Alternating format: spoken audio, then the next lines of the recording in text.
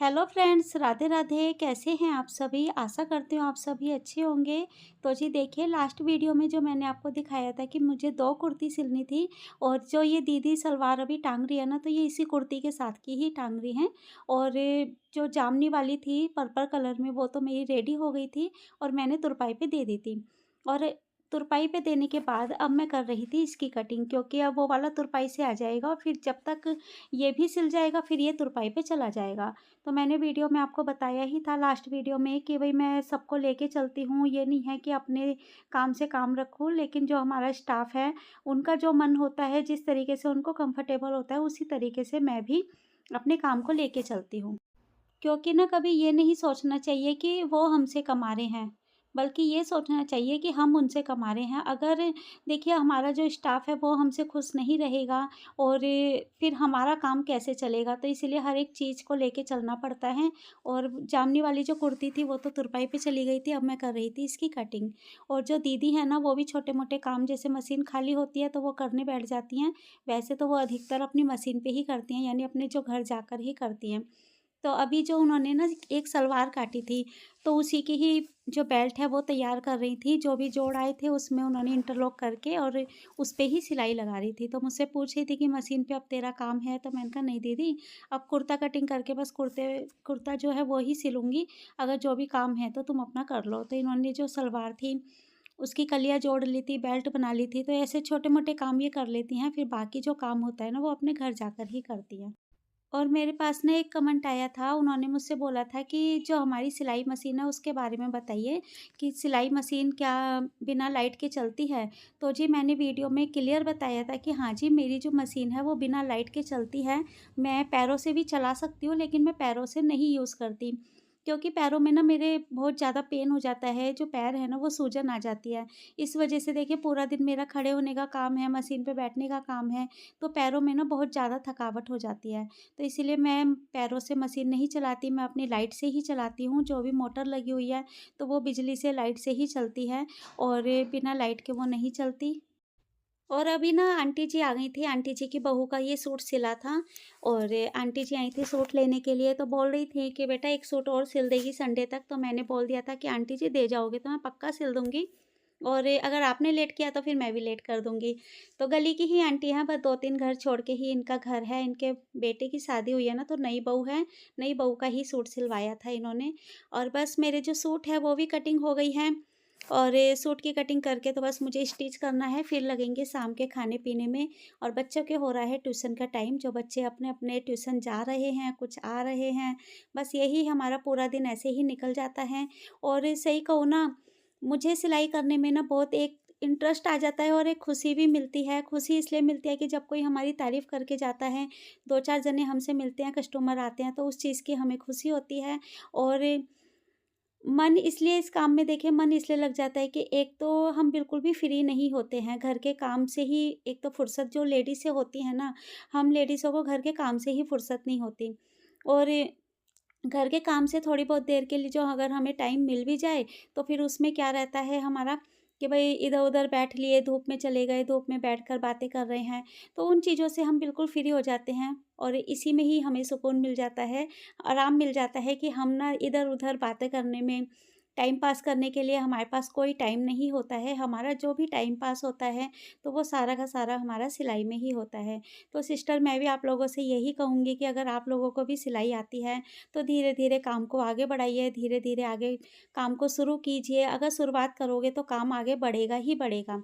अगर आप सोचो कि अभी नहीं 2 महीने बाद करेंगे, तो समझिए आपके 2 महीने भी फिर ज़ीरो से ही शुरू करोगे। अगर आप सोचो अभी नहीं 6 महीने बाद करेंगे, तो 6 महीने बाद भी आप ज़ीरो से ही शुरू करोगे।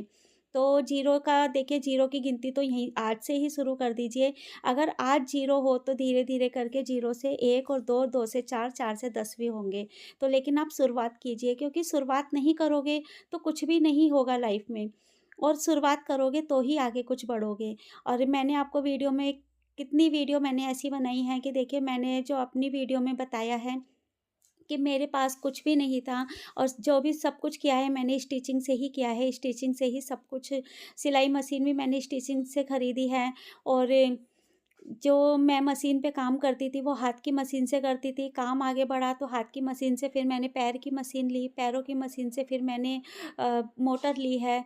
फिर मुझे लगा कि भई इस मशीन में ज़्यादा फिनिशिंग नहीं आती है, तो मैंने अम्ब्रेला मशीन ली और मैं कुर्सी के ऊपर ही सारे कपड़े रख लिया करती थी और उसके बाद फिर मैं नीचे बैठ के कटिंग करती थी। तो धीरे-धीरे करके मैंने काउंटर लिया और ऐसे ही मैंने रैक लिया, बहुत काम आगे ऐसे ही बढ़ाए हैं। और इस वीडियो में मैं आपको बताऊंगी कि मैं गले की कटिंग किस तरीके से करती हूँ। कि आज की वीडियो में मैं आपको गले की कटिंग भी बता रही हूँ कि गला कट किस किस तरह से करते हैं। तो देखिए, सबसे पहले हम बुकरम ले लेंगे 9 इंची पर। 9 इंची की बुकरम लेने के बाद हम इस बुकरम को फोल्ड करेंगे। इस तरह फोल्ड करने के बाद कि ये मेरा राइट हैंड है, राइट हैंड की तरफ से आप यहाँ पर कम से कम 1 इंची के करीब निशान लगा दीजिए। जैसे हमारी बुकरम है यहाँ तक, तो आप हमें 1 इंची पर यहाँ तक निशान लगा दीजिए। आगे का गला है हमारा 7.5, 7.25 आ रहा है, तो देखिए 7.25 पे हम निशान लगाएंगे। यहाँ से भी हम सीधा कर देंगे, यहाँ से 3 इंची और ये भी 3, क्योंकि इनका जो गला है वो 3 इंची पर कट करना है। ये देखिए, ऐसे करने के बाद अगर यहाँ से हमने स्ट्रेट लिया है तो जितना गला है, अगर 8 है तो 8, 9 है तो 9, 8.5 है तो 8.5, ऐसे लेंगे। और अगर हम तिरछे में रखते हैं इस तरह, तो हम आधा इंची बढ़ा कर लेंगे। तो देखिए, यहाँ से हमारा जो गला है वो है 7.25, तो यहाँ से हमारा ऑटोमेटिक अपने आप ही 7.25 आ रहा है, ये ऑटोमेटिक हो जाएगा। तो इन चीज़ों का ध्यान रखिए। अगर आपने कस्टमर का नाप जैसे आपको लेना है, अगर आपको कटिंग तैयार गला उनका है 8 इंची या 7 इंची, अगर आप इस तरीके से काट रहे हैं तो 7 लें, इस तरह काट रहे हैं तो 7.5 लें। अब मेरा है 7.25, यहाँ से मैंने 7.25 लिया है, यहाँ से ऑटोमेटिक 7.25 हो गया। आधा इंची ऑटोमेटिक जब सिलाई में जाएगा तो वो अपने आप ही कम हो जाएगा। तो गले का जो हमारा है वो है गोल। तो देखिए फ्रेंड, बाहर से बहुत आवाज़ आती है, इन चीज़ों को इग्नोर करिएगा। ये देखिए, यहाँ से हमारा गोल गला है, तो ये तो हो गया हमारा एक गला। अगर हमें दूसरा गला कट करना है पीछे का, अब हमारा है 9 गला, फिर हम यहाँ से निशान लगाएंगे, ठीक है, क्योंकि यहाँ तक तो हमारा ये कट गया है। फिर यहाँ से हम 9 इंची पर निशान लगाएंगे। तो हमारी बुकरम कितनी जा रही है, समझो यहाँ से यहाँ तक ये बुकरम हमारी जा रही है। लेकिन हमें क्या करना है, हमें अपनी बुकरम बचानी है। तो हम क्या करेंगे, यहाँ से जितना हो सकता है इधर इस साइड से लेके यहाँ से लेके यहाँ तक हम 9 पे निशान लगाएंगे। इसको स्ट्रेट करेंगे। स्ट्रेट करने के बाद ये है ओपन साइड, ये बंद साइड थी हमारी तरफ, ये ओपन साइड है। यहाँ पर ऐसे निशान लगाया और 3 इंची पे, इस निशान से इस निशान तक 3 इंची होना चाहिए। 3 इंची लेने के बाद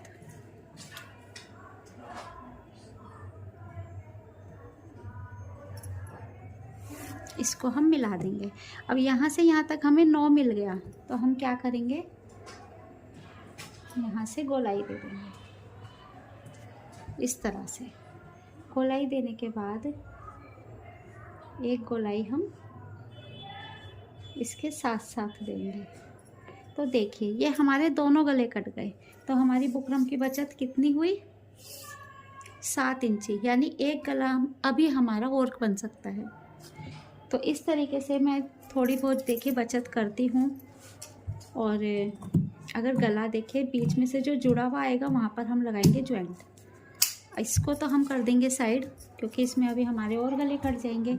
अब हमारी ये है, तो सबसे पहले हम ये वाला गला कट करेंगे जो हमारा जॉइंट साइड है। अगर हमने ये गला कट कर दिया तो ये हमारा खुल जाएगा, तो इस चीज़ों का ध्यान रखिएगा।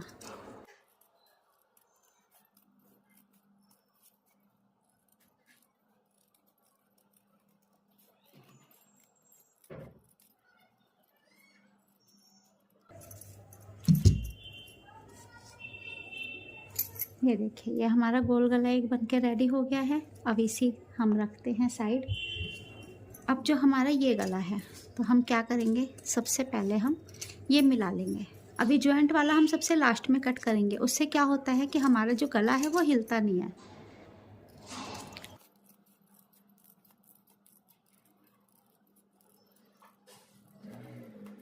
ऐसे कट करना है, फिर यहीं से लेकर अब हमें ये हाथ में पकड़ना है, जो हमारा ओपन साइड है वो हाथ में पकड़ना है, और फिर इसे कट कर देना है।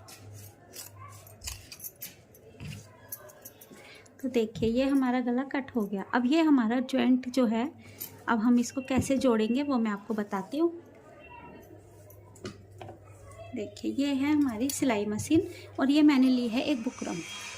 इस बुकरम पे हमने यहाँ पर सिलाई लगानी है, जिग-जैग कर लेंगे और जिग-जैग करते हुए सिलाई लगाएंगे। इसके बाद अब ये ऐसे आ गया, तो इस गले को हमें यूँ रखना है और इसके बिल्कुल साथ में, इसके ऊपर नहीं चढ़ाना, बिल्कुल साथ में हमें सिलाई लगानी है। अब इसे हम कर देंगे कट, यहाँ से भी, यहाँ से भी। अब जो ये एक्स्ट्रा है ये भी कट कर दिया, ये भी कट कर दिया। तो अब देखिए कोई कह ही नहीं सकता कि हमने जो गला ये बनाया है ये जॉइंट करके बनाया है, क्योंकि यहाँ से जो है बिल्कुल जो हमारा जोड़ था ये सब कपड़े में चला जाएगा, यहाँ पर कुछ मोटा नहीं होगा। अगर बहुत सारी आप बुकरम लगा दोगे तो होगा, नहीं तो नहीं होगा, और कोई नहीं कह सकता कि ये गला हमारा जॉइंट वाला है। तो देखिए मैं किस तरीके से कटिंग करती हूँ, मैंने इस वीडियो में आपको बताया ही है कि मैं गले की कटिंग किस तरीके से करती हूँ, और इसी तरीके से थोड़ी थोड़ी बुकरम करके ही मेरी बुकरम बचती है, क्योंकि देखिए वो ना कोई वेस्ट नहीं हो मतलब जाती। एक तो जिस तरीके से मैं कटिंग करती हूँ ना, उसमें हमारी जो बुकरम है वो वेस्ट नहीं जाती है, वो बुकरम बच जाती है। और अगर हम फेंक भी दें, अगर हम ये सोचें कि पीछे का गला हम जॉइंट में बना लेंगे और बुकरम को अगर हम फेंक देंगे, जो हमारी थोड़ी बहुत 7 इंची की बुकरम जो हमारी बच रही थी, वो जो हमारी बचत हुई है वो बेकार में जाती है, तो देखिए कस्टमर को कुछ भी नहीं पता चलता है। कस्टमर तो बहुत दूर की मैं कहूँगी कि भई ये मत सोचना कि कस्टमर के सूट में या ब्लाउज़ में मैं ऐसे करती हूँ, मैं अपने कपड़ों में भी ऐसे ही करती हूँ। अगर मेरा अपना भी सूट बनेगा ना, तो मैं उसमें भी इसी तरीके से बनाती हूँ। मैं ऐसा नहीं करती कि कस्टमर का है तो जॉइंट वाला बना दिया और मेरा है तो मैंने ऐसे बना दिया। देखिए कस्टमर से ही मैं कमा रही हूँ और कस्टमर से ही मैं आगे बढ़ी हूँ, और मैं ऐसे कॉम्प्रोमाइज़ नहीं करती हूँ किसी भी कस्टमर के साथ, ना मैं लोकल चीज़ लगाती। अगर मैं देखिए वो भी लगा रही हूँ ना, हुक भी लगाती हूँ या टिच बटन लगाती हूँ, तो वो भी मैं अच्छी कंपनी का लगाती हूँ। ये एक टिच बटन में 50 पैसे का फ़र्क पड़ता है, यानी एक सूट में 50 पैसे बच जाते हैं अगर मैं लोकल लगाऊँ तो। लेकिन मैं वहाँ पे कॉम्प्रोमाइज़ नहीं करती कि देखिए अगर कस्टमर हैं वो 1-1 हज़ार का सूट ला रहे हैं और अगर हम ₹1 या 50 पैसे बचाने के चक्कर में उनको जंग वाला हम लगा के दे देंगे, कोई भी ब्लाउज़ में हम हुक लगा दें या फिर टिच बटन लगा दें, तो कस्टमर का तो कपड़ा ख़राब जाएगा ना। तो मैं इस तरीके से नहीं करती हूँ, मैं जो भी लगाती हूँ तो अच्छी क्वालिटी की चीज़ ही लगाती हूँ, ताकि कस्टमर की कोई भी शिकायत नहीं आए। और इसके लिए आप ये भी मत सोचना कि भई मैंने बुकरम को इस तरीके से काटा है और मैं ऐसे बुकरम बचा रही हूँ और कस्टमर को जॉइंट वाला दे रही हूँ, तो इसमें कुछ भी नहीं होता है। क्योंकि आप बड़े-बड़े टेलर भी होंगे ना, तो वो भी जो बुकरम होती है ना, उसको स्टिच करके ही सिलाई लगा मतलब बुकरम पे गला बना देते हैं। और हम जो लेडीज़ होती है ना, वो थोड़ा-थोड़ा ही सही लेकिन पैसे बचाती हैं, जहाँ पर हमें लगता है कि बचत हो जाए, तो वहाँ पर हम बचत ज़रूर करते हैं। और आज जो है ना, जिस दिन की ये वीडियो है, ये है सैटरडे की यानी 25 तारीख की, और आयु जो है, आयु के तिलक लगा हुआ है, क्योंकि इसने स्कूल में गया था, स्कूल में इसको बनाया था बाल गंगाधर तिलक। तो इसने परफ़ॉर्म किया था, बाल गंगाधर तिलक बनकर गया था ये घर से, और मैंने वो पोस्ट भी वीडियो नहीं है सॉरी, जो फ़ोटो है वो मैंने पोस्ट भी की है, तो आप इसको देख सकते हैं कि ये कैसा लग रहा था। और आज ये दिन में सोया भी नहीं था, तो ये बोल रहा था कि मम्मी कल तो संडे है ना, तो आज मैं दिन में नहीं सोऊँगा, तो इसीलिए ये आज दिन में नहीं सोया था। बस मेरे पास ही अपना टाइम पास कर रहा है और मेरा भी टाइम पास करवा रहा है। और आप लोगों से भी ये कुछ बातें कर रहा था, तो वो मैंने वीडियो में नहीं दिखाया है। तो ये जो कैमरे में देखकर कुछ ना कुछ तिरंगा बना रहा था, तो मुझको कह रहा था कि मम्मी तिरंगा मैं बना रहा हूँ, और उसी में ये पेंट कर रहा था। जो बुकरम बची हुई थी ना, जो मैंने काट के रखी थी, तो ये उसी बुकरम पे ही तिरंगे की जो कलर होते हैं ना, वो उस तिरंगा बना रहा था कलर से अपने। और वो ही वीडियो में भी आप लोगों को दिखा रहा था। और मेरे पास ना एक कमेंट आया था कि उन्होंने बोला है कि हमें ना उसके ब्लाउज़ की, हैवी ब्लाउज़ की और सूट की, प्लाज़ो की, इसकी कटिंग बताइए।